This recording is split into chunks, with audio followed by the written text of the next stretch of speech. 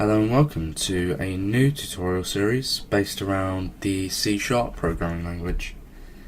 And in this first video I'm going to be discussing the basics of output to the user, taking inputs from the user and defining variables. So we'll start with displaying values to the user, and you can do this through the use of two different functions. The first being console.writeLine and console.write.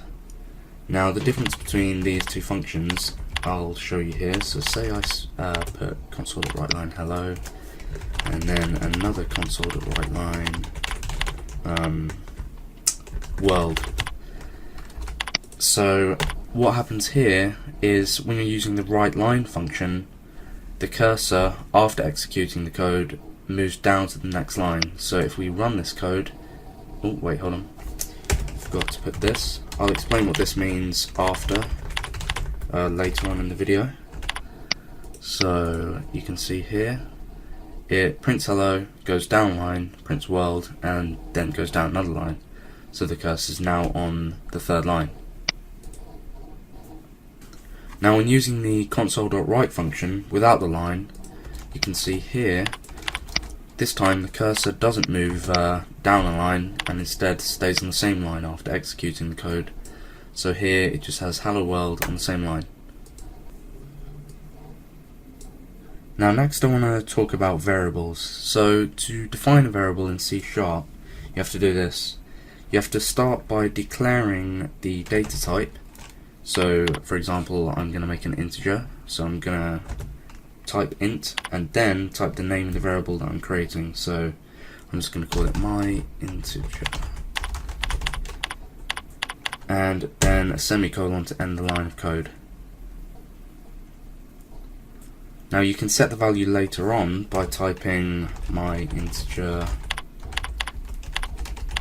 is equal to 7, or you can just you can give the variable its value upon declaration. So you could just say my integer is equal to 7.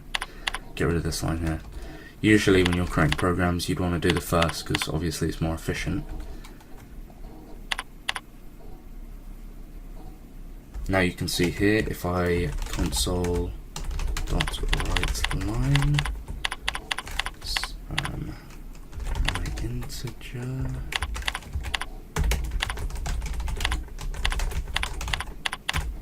you can see here that it will print the value of my integer, which is 7.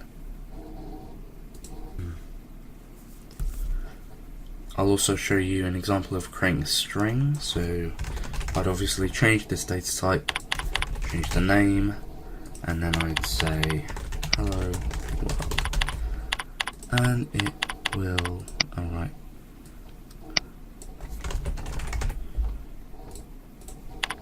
there you go, it will print the string as well. Now I'm going to move on to user input, and to do this you have to use the console.readLine function, which is used down here.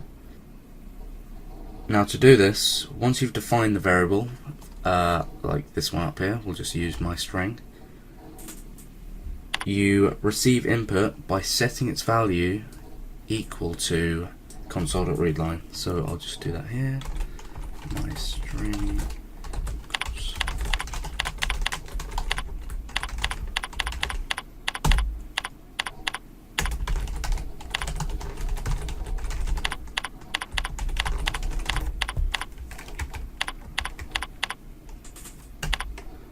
and what this does is it allows the user to input their own value into the variable.